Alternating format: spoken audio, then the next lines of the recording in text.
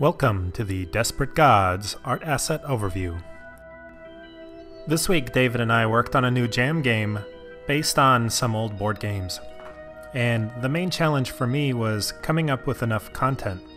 One of the ideas we had was that the game was going to have a lot of cards, and the cards were each going to have a unique painting on them.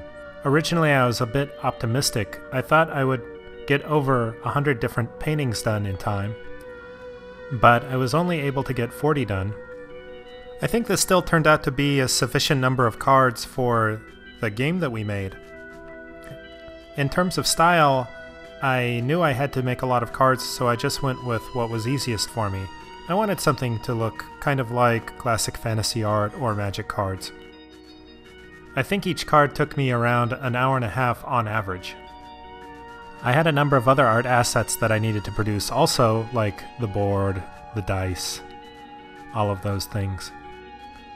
I wanted to keep the workflow on these assets as simple as possible, so I just did a simple normal map that I generated with Crazy Bump for most of them, with the only exception being the hit point counters that you'll see later.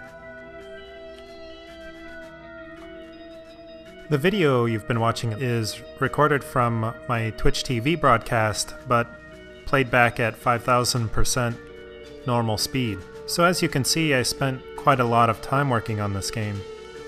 In fact, I think I probably spent more time working on this one than I did on Receiver, but interestingly, I didn't feel as tired or fatigued on this one. I read some comments on YouTube that suggested the game took us longer than 7 days to complete. They are absolutely correct. In fact, the game took us around 8.5 days to complete.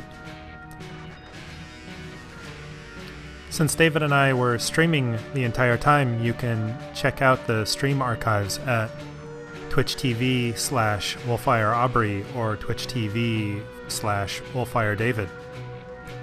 The only really experimental idea we had for the card art was to make the windows on the cards kind of three-dimensional in a way. But after a few quick tests, we realized that we didn't have the time to make sure that that was going to work, so we decided to abandon that concept.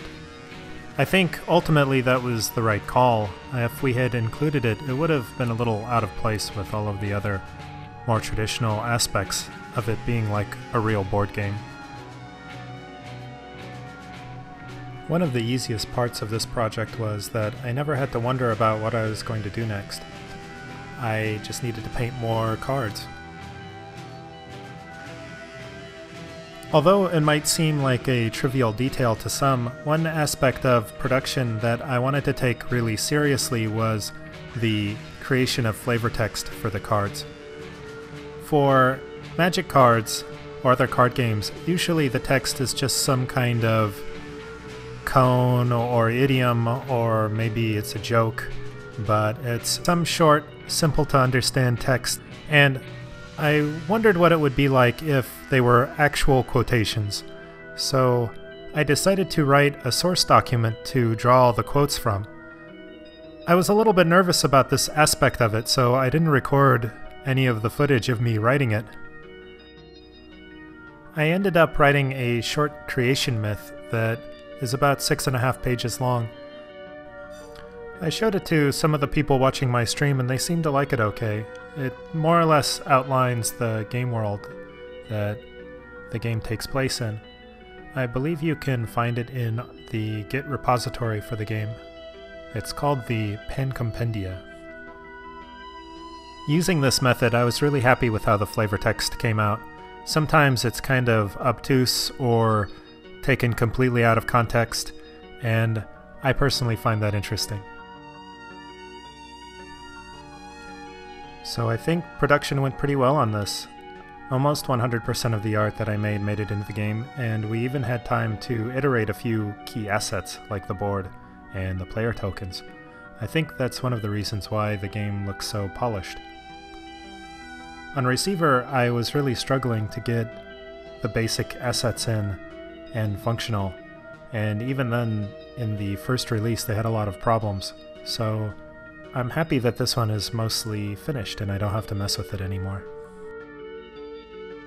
One area that could use a little bit more work is maybe changing the card text and some of the rules a little bit. David and I both took a turn on editing the cards, so there's some inconsistencies. Those are pretty minor problems though, and they should be easy to fix. Here's me painting again. Near the end of the jam I realized that I didn't have enough art for item cards, so I spent a lot of time on the last day or so working on those. The items in the game are kind of critical for gameplay reasons. For the 3D models in the game, I wanted everything to have kind of the feel of real materials, and I wanted them to be different. So the player tokens look like they're maybe some kind of crystal, and the hit point tokens look like they're made out of stone. The coins are metal. For these player mats, I wanted them to look like they were leather. For the logo, I was also inspired by classic fantasy art. I wanted something that had that feeling. I was also inspired by the old Cyanosis logos and some old arcade machines. That's it for this art asset overview. Don't forget you can get the game for free at wolfire.com/DG. Thanks.